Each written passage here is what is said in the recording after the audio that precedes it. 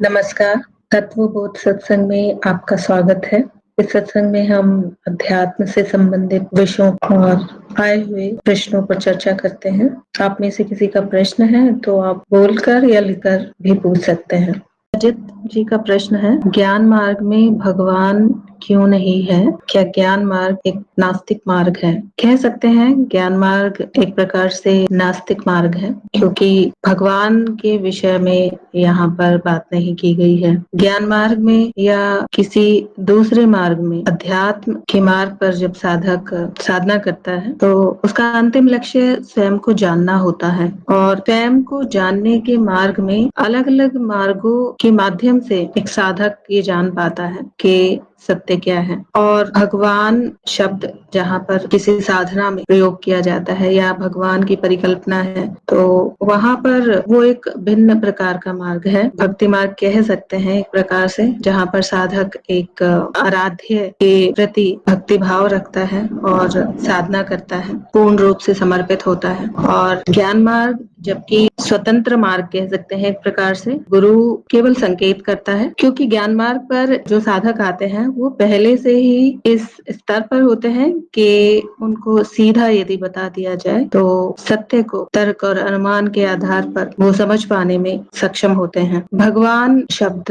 के अनेकों अर्थ हो सकते हैं। हर व्यक्ति हो सकता है एक साधक किसी विशेष देवी देवता की पूजा करता हो, वो उसी को भगवान कहकर संबोधित करता है। तो बहुत ही स्पष्टता नहीं है यहाँ पर कि हर मार्ग भगवान की पूजा या अर्चना से होकर ही जाना चाहिए। और ज्ञान मार्ग में क्योंकि पूजा अर्चना या किसी प्रकार की साधना की बात नहीं की जाती है, यहाँ पर बुद्धि का प्रयोग किया जाता है। सीधा सत्य बताया जाता है एक साधक को कि अभी तक जितनी भी मान्यताएं हैं, एक साधक ने अध्यात्म के नाम पर और संसार में अपने जीवन में जो कुछ भी अज्ञान संग्रहित किया है, उस अज्ञान का नाश करने हेतु एक साधक गुरु के द्वारा संकेत दिया जाता है। और जैसे ही अज्ञान का नाश होता है, सत्य स्वयं उजागर हो जाता है। सत्य का बोध होता है एक साधक को, और स्वयं के स्वरूप का ज्ञान होता है। भक्ति मार्ग है या योग मार्ग है, अंतिम लक्ष्य वहाँ भी स्वयं के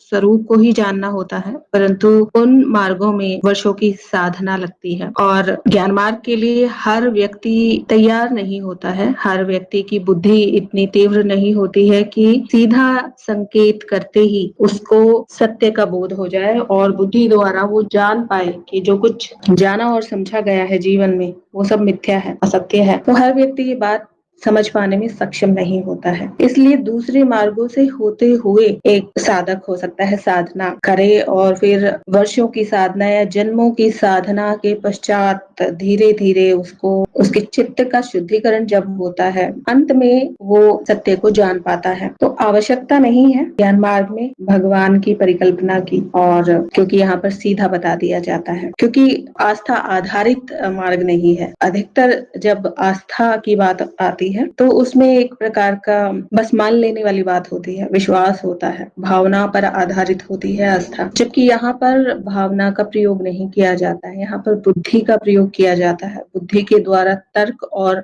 विश्लेषण के आधार पर जाना जाता है कि मेरा स्वरूप क्या है।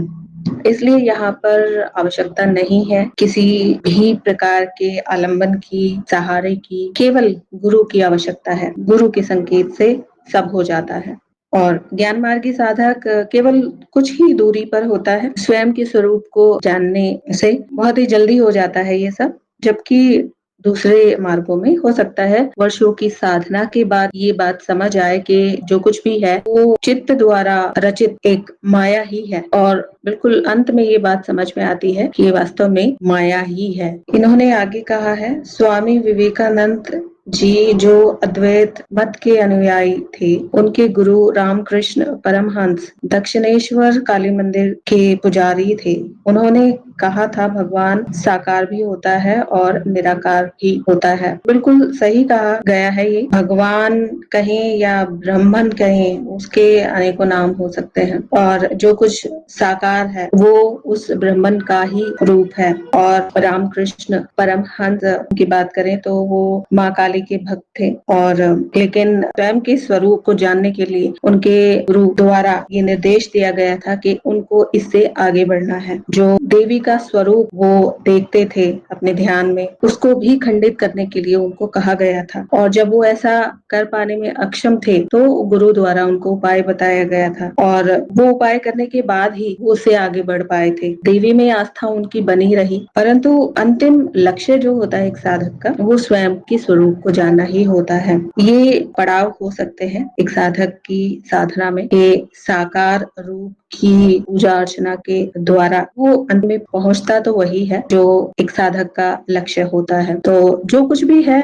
वो ब्रह्मन का ही स्वरूप है और ज्ञान मार्ग पर तो इसकी विशेष व्याख्या की गई है। शून्य से सब कुछ प्रकट है और जो कुछ भी प्रकट है, चाहे वो देवी देवता है या मनुष्य है या दूसरे जीव हैं, वो ब्रह्मन का ही सगुण रूप है। तो उनमें से किसी भी स्वरूप को अपना आराध्य मानकर साधना की जा सकती है। विशेषकर ये आवश्यक नहीं है कि एक ही कोई स्वरूप माना जाए और साधक की स्थिति पर निर्भर करता है और साधक विभिन्न मार्गों से होते हुए अंत में यही जानता है कि उसका स्वरूप क्या है और जो कुछ भी है सगुण है वो उसी का सगुण रूप है। रमाकांत जी ने कहा है, भगवान, अवतार, विभूतियां, संत, महात्मा, योगी, ज्ञानी सब अस्तित्व में हैं, जिसमें सदैव अनुभव क्रिया है। चित्त अनुभव और अनुभव करता दो रूपों में दिखाता है। हाँ जी। और ज्ञान मार्ग पर तो ये आरंभ में ही बता दिया जाता है कि माया क्या है और जो कुछ भी सगुण है वो केवल प्रतीति मात्र है, वो सब मिथ्या है। सत्य केवल स्वयं का स्वरूप ही है, अनुभव करता ही सत्य है। जो भी सगुण रूप में प्रकट है वो माया है, मिथ्या है। रजत जी ने कहा है, ब्रह्मा निर्गुण निराकार, परमात्मा सगुण साकार, भगवान रियल फॉर्म ऑफ गॉड। हमारे एंशिएंट लिटरेचर में पर ब्रह्म की ये 3 फॉर्म्स बताई गई हैं।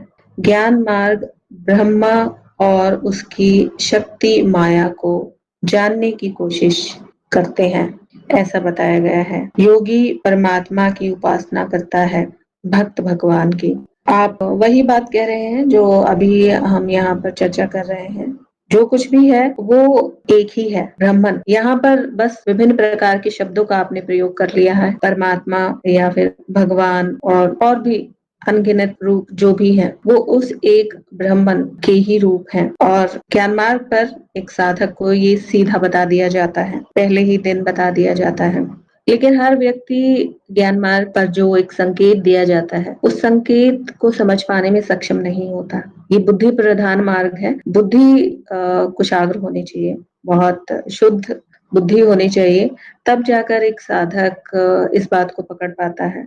मनन और विश्लेषण के द्वारा ये जान पाता है कि जो कुछ गुरु द्वारा बताया गया है कि वास्तव में ऐसा ही है, वही सत्य है। लेकिन हर व्यक्ति ये बात जान पाने में सक्षम नहीं होता है, इसलिए विभिन्न मार्गों के द्वारा प्रयास किया जाता है एक साधक के द्वारा। साकार ब्रह्म, जिसको आप भगवान कह सकते हैं, देवी देवता कह सकते हैं, उनकी साधना पहले की जाती है और फिर अंत में जैसे मैंने बताया कि पहुंचा वही जाता है। बुद्धि जब इतनी विकसित हो जाती है, साधना के द्वारा चित्त का विकास होता है, चित्त की शुद्धि होती है, तब अंत में शुद्ध बुद्धि के द्वारा ये जानने में आता है कि वास्तव में सब मिथ्या है और सत्य क्या है उसका बोध होता है। तो प्राचीन ग्रंथों में जो लिखा है, बहुत कुछ लिखा गया है और हर स्तर के व्यक्ति के लिए प्राचीन ग्रंथों में अध्यात्म से संबंधित सामग्री उपलब्ध है। लेकिन क्योंकि सबकी बुद्धि का स्तर भिन्न है, इसलिए हर व्यक्ति अपने अनुसार जो उसे समझ आता है उसको मानकर, उसमें अपनी आस्था रखकर अपनी साधना में अग्रसर होता है। ज्ञान मार्ग पर ब्रह्मन और उसकी शक्ति माया को जानने की कोशिश की जाती। तो ज्ञान मार्ग पर ही नहीं, शाक्त मार्ग में भी यही है। शिव और शक्ति की परिकल्पना की गई है। शिव शून्यता को कहा गया है, उस शून्यता से ही शक्ति के रूप में जो कुछ भी प्रकट है वो शक्ति का ही रूप है।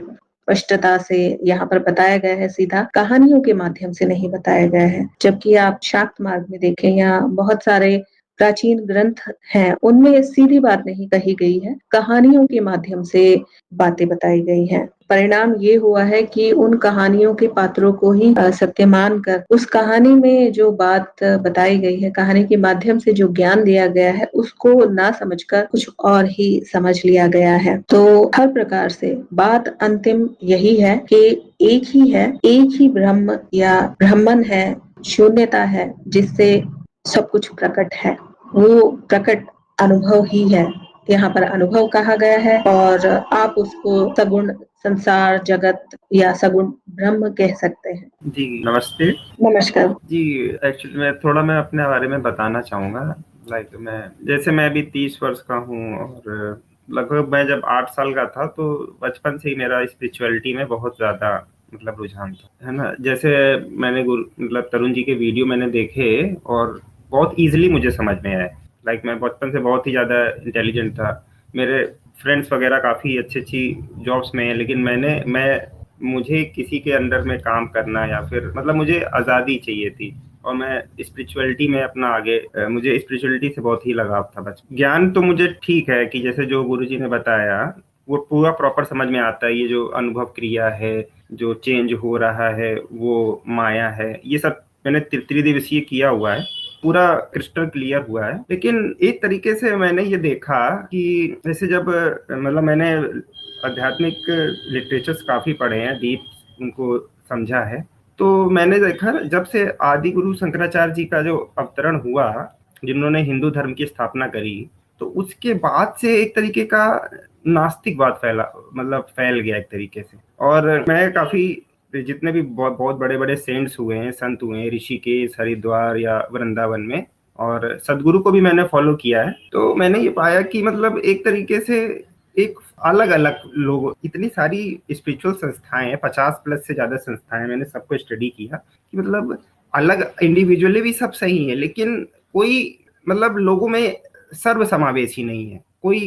कोई कहता है मैं ज्ञान मार्गी हूँ, कोई कहता है मैं भक्ति मार्गी हूँ, लेकिन सबको एक ये चीज नहीं समझ में आती है कि जैसे ज्ञान मार्गी मैंने देखा है वो कर्म से डरता है। मैं भी बचपन से था, तो उसको ऐसा लगता है कर्म अगर मैं करूंगा तो कुछ संस्कार बन जाएंगे, ये हो जाएगा। तो मैं समझना चाह रहा था कि व्हाट इज रियल ट्रुथ, क्या है ये क्या है तो उसका जो मुझे हल मिला वो हमारे जो लिटरेचर्स थे, जो जिसे सनातन कहते हैं, हिंदू जो शब्द आया है वो आदि गुरु शंकराचार्य जी जब आए थे हमारे 1700 साल पहले, उसके बाद से ही हिंदू शब्द प्रचलन में आया। तो जब राजा विक्रमादित्य थे, जिनके नाम से हमारा विक्रम संवत जो चलता है, उसके बाद तब से हमारा जो सनातन धर्म था तब से है। और अभी आप देख रहे होंगे कि सनातन का जो फिर से उदय हो रहा है। ठीक है, इंडिविजुअलिटी जैसे कि ज्ञान मार्ग इस ओके, ठीक है, लेकिन ज्ञान मार्ग एक केवल आप एक इसमें तो आप यकीन करेंगे, ज्ञान मार्ग केवल जो इंटेलेक्चुअली बहुत ही हाई क्लास है ना,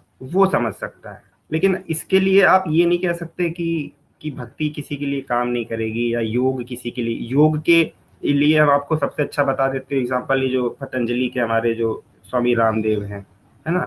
तो हमको ये भी देखना पड़ेगा कि मैं खुद ज्ञान मार्गी रहा हूँ बचपन से, लेकिन मैंने देखा ना, ज्ञान मार्गी जो होता है उसको समाज पसंद नहीं होता, वो लोगों से हट के रहता है ना। उसको ऐसा लगता है कि लोग मुझे समझते नहीं है। मैं खुद ज्ञान मार्गी रहा हूँ, जब से 8 वर्ष से रहा हूँ। मैं बहुत इंटेलिजेंट था। इनकी तरुण जी की जो बातें मैंने वीडियो 2 साल से 2.5 साल से मैं सुन रहा हूँ, मुझे लगा कि ये तो ऐसा लग रहा है मेरे बारे में बात कर रहे हैं। तो फिर मैंने समझा कि नहीं, जो सत्य है वो बहुत ही विस्तृत है। ऐसा नहीं है कि जो सत्य है वो एक जगह है। क्या केवल इंटेलेक्चुअल्स को ही सत्य पता होता है? ऐसा कुछ भी नहीं है, ऐसा कुछ भी नहीं। जो सनातन शब्द है वो सर्व समावेशी है और वो ही फाइनल ट्रूथ है, मुझे ऐसा लगता है। देखिए, ज्ञान मार्ग सबसे ऊपर आता है, वो ठीक है, लेकिन ज्ञान मार्ग अगर व्यक्ति के स्वयं के विकास के लिए अगर देखा जाए तो ज्ञान मार्ग सबसे ऊपर आता है, भक्ति से भी। लेकिन अगर हमें संसार को भी लेके चलना है तो उसमें भक्ति सबसे ऊपर आ जाती है, क्योंकि उसमें गॉड होता है, रियल फॉर्म ऑफ गॉड जो होता है। तो ऐसा नहीं है कि भक्ति मार्ग के जो संत हैं उनको ज्ञान नहीं होता। मैं ऐसे वृंदावन में है, मैंने बहुत ज्यादा पूरे जितना कोई कर सकता है उससे ज्यादा मैंने रिसर्च, तो उस हिसाब से मैंने सोचा कि एक हमें कल्ट फॉर्म नहीं करना है। जैसे मैं एक इस्कॉन नामक एक संस्था में गया था, तो लोगों ने कल्ट बना रखा है कि आपको ये करना है वो करना है। फिर ब्रह्मा कुमारीज है, मतलब 50 से ज्यादा संस्थाओं में मैंने नोटिस किया है, कुछ ऑनलाइन देखा है, कहीं कहीं पर भी अभी भी मैं जाता हूँ। तो स्पिरिचुअल को एक हवा नहीं बनाना है, या फिर वो किसी एक व्यक्ति के लिए नहीं है कि इंटेलेक्चुअल व्यक्ति है तो उसी के लिए स्पिरिचुअलिटी है। जैसे वृंदावन में कुछ वृद्ध माताएं भी मैंने देखी, वो भी राधे राधे कृष्ण कन्हैया कर रही हैं, उनको कुछ भी नॉलेज नहीं, कुछ भी, लेकिन वो कर रही हैं, भक्ति कर रही हैं, उनको कोई इंटेलेक्चुअल उसकी जरूरत नहीं है। तो एक तरीके से कोई हायरार्की नहीं है कि कर्म ऊपर है, हाँ, कि ज्ञान ऊपर है भक्ति नीचे है, ऐसा कोई हायरार्की नहीं है। अगर आपको इंडिविजुअली ग्रो करना है तो ज्ञान सबसे ऊपर है, नो डाउट। जैसे गौतम बुद्ध जो हुए थे, तो उसमें उन्होंने परमात्मा को नकार दिया था, लेकिन ऐसा तो है नहीं कि परमात्मा है नहीं या आत्मा नहीं है ना। तो ये मैं कहना चाह रहा हूँ कि एक तो वैसे ही आजकल के जो बच्चे लोग हैं वो भटके हुए हैं, तो उनको और भटकाना नहीं है। हम लोग एज अ सीनियर हैं, एक अपना ज्ञान है कि ठीक है मैंने इतना स्टडी किया है और लोगों को मैं बताना चाहता हूँ, क्योंकि मैंने देखा वैसे ही इतनी अज्ञानता है, भटकन है, तो और लोगों को भटकाना नहीं है ना। वो हमारी विरासत है ये सब चीजें। आप एक चीज देखिए, हमारे केवल भारत देश में ये जो 12 ज्योतिर्लिंग हैं, अगर कोई भी आपसे या भक्ति मार्ग से जुड़ा हो, जो 4 धाम है, 51 शक्तिपीठ हैं देवियों के, वो कोई मजाक नहीं है। विदेशों में कहीं एक भी ऐसा सिद्ध मंदिर नहीं है। तो जब इतनी बड़ी हमारे पास संपत्ति है, तो बिल्कुल ऐसे लाचारों की तरीके नहीं रहना है, कर्म से डरना नहीं है कि ज्ञान कोई कर्म के संस्कार बन जाएंगे। बहुत ठीक है, अच्छा है कि बहुत डीप नॉलेज देता है ज्ञान मार्ग, लेकिन हमें और भी मार्गों को देखना है। किसी से ये नहीं, हायरार्की नहीं है कुछ कि कोई नीचे है कोई ऊपर है। किसी के लिए कर्म बहुत श्रेष्ठ है, किसी के लिए ज्ञान श्रेष्ठ है। और ये जो मैंने ये ब्रह्म परमात्मा भगवान, ये बहुत ही मतलब रिस्पेक्टेड ग्रंथों में ये चीज हमारे लिखी है, जो बहुत से पुराने से हमारे गुरु हो चुके हैं। तो ये बिल्कुल फैक्ट है, इसमें कोई संशय की कोई वही नहीं है। और अगर आप चाहेंगे तो मैं और भी स्टडी करके वो विद प्रमाणों के साथ आपको उसका प्रूफ दिखा सकता हूँ। मतलब क्योंकि भटकन बहुत है, भ्रम बहुत है कि क्या सत्य है क्या झूठ है, वो नहीं होना चाहिए। जी धन्यवाद रजत जी। और यहाँ पर मैं ये कहना चाहूंगी, आप ज्ञान मार्ग के विषय में सही तरीके से अभी हो सकता है ना समझे हो, क्योंकि यहाँ पर नकारने की बात नहीं होती है, ना ही प्राचीन ग्रंथों में जो कहा गया है उसको असत्य कहा गया है, या फिर उनको बिल्कुल ही नहीं मानना चाहिए ऐसा कहा गया है। ऐसा बिल्कुल नहीं है। बस यहाँ पर ये कहा गया है कि ये मार्ग वो मार्ग है जो सीधा सत्य का बोध कराता है, और वो तभी हो पाता है जब एक बुद्धिमान व्यक्ति इस मार्ग पर आता है। और यहाँ पर आप पाएंगे जितने भी साधक हैं जो इस स्तर तक 8वें चरण तक पहुंच चुके हैं, वो पहले वर्षों की साधना करके आए हैं, भक्ति मार्ग से भी आए हैं, योग मार्ग से भी आए हैं।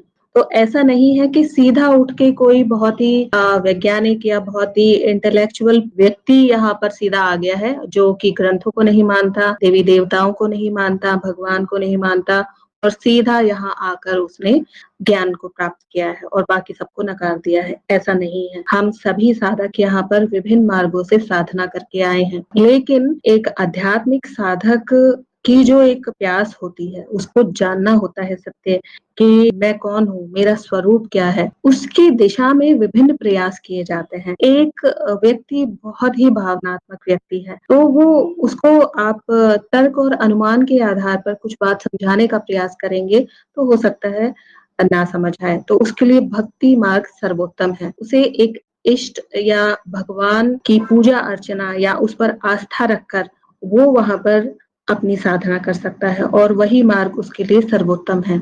और ऐसा भी नहीं कहा गया है कि भक्ति मार्ग से सत्य को नहीं जाना जा सकता, बिल्कुल जाना जा सकता है।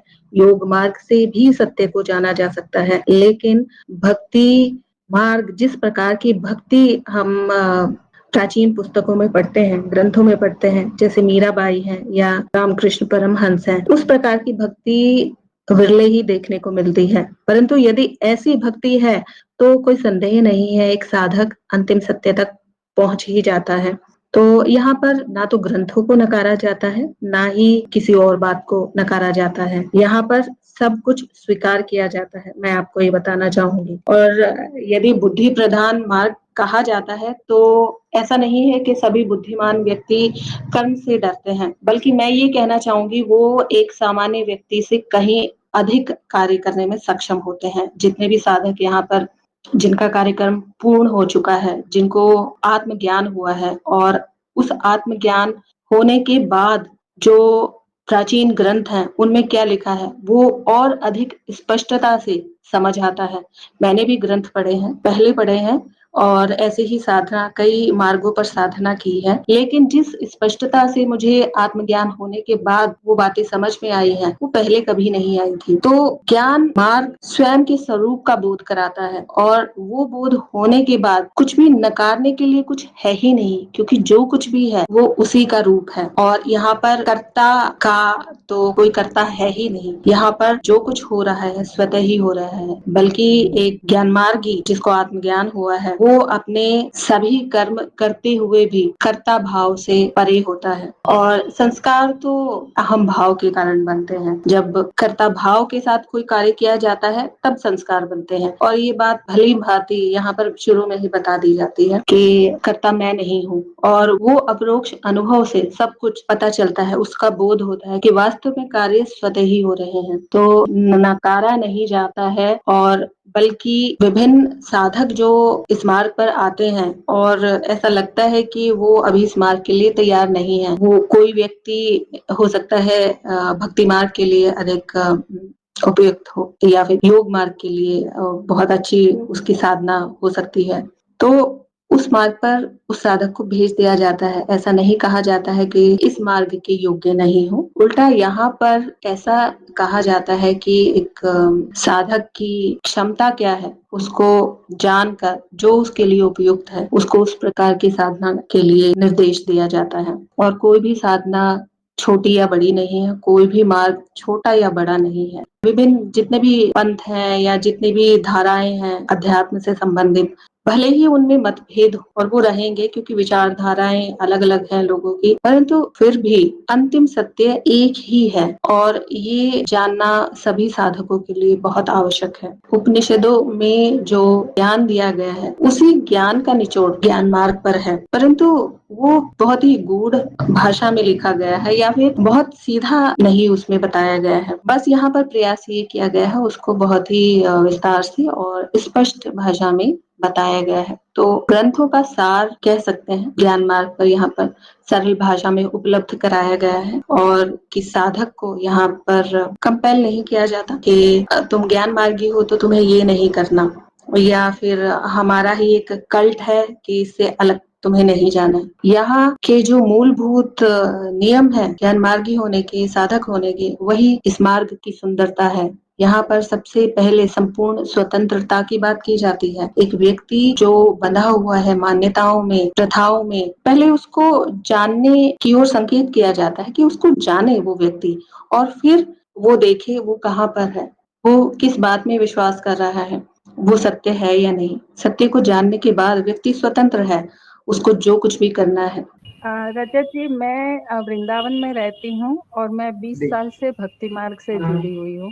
मैं भक्ति मार्ग से दीक्षित थी। मैं हाँ, एक मिनट में बोलना चाहूंगा। मैं अभी सितंबर में 2022 में आया था वृंदावन। हाँ, तो और वहाँ पर एक्चुअली आपकी जो बात थी ना, इसीलिए मुझे ऐसा लगा कि मैं आपसे कुछ कहूँ। तो मतलब मैं आपको बताना चाहती हूँ कि मैं भक्ति मार्ग से जुड़ी हुई हूँ और अभी भी मैं हूँ, क्योंकि मैं यहाँ दीक्षित हूँ। और मैंने ये ज्ञान मार्ग का जब ये कार्यक्रम किया ना, तो मतलब ये करने के बाद मेरी भक्ति कम नहीं हुई, क्योंकि मेरा अब समन्वय हो गया और मेरा समाधान भी हो रहा है।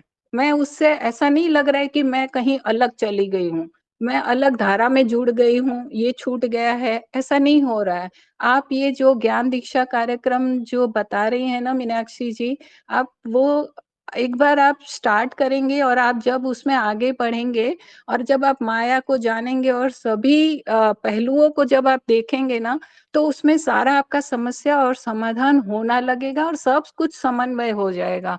तो मतलब मेरा तो ऐसा सुझाव है कि अगर आप ज्ञान दीक्षा कार्यक्रम करने के बाद, पूरा ज्ञान लेने के बाद फिर आप अपने विचार रखें, क्योंकि अभी आपके विचार एक तरफा हो रहे हैं, क्योंकि आप भक्ति मार्ग को जाने हैं और ज्ञान को भी जाना है, लेकिन वो जो एकदम पर्टिकुलर, जो एकदम प्योर ज्ञान होना चाहिए ना, वो अगर आप ले, क्योंकि यहाँ पे पूरा प्योर मिल रहा है, यहाँ पे कोई मिक्सिंग फिक्सिंग या कोई कारण से या कुछ आर्थिक कुछ आपका लेना देना नहीं है, एकदम प्योर है। तो आप अगर इसको लेके फिर अगर आप करेंगे ना, तो फिर आपको समझ में आएगी बात, और फिर कोई इसमें अलगता आपको दिखेगी नहीं, बहुत कुछ एकदम स्मूथली हो जाएगा। तो आप एक बार ये करके देखिए, ये ऐसा मेरा सुझाव है, और बस यही कहना चाहती थी आपसे। आज का सत्संग हम यहीं समाप्त करेंगे।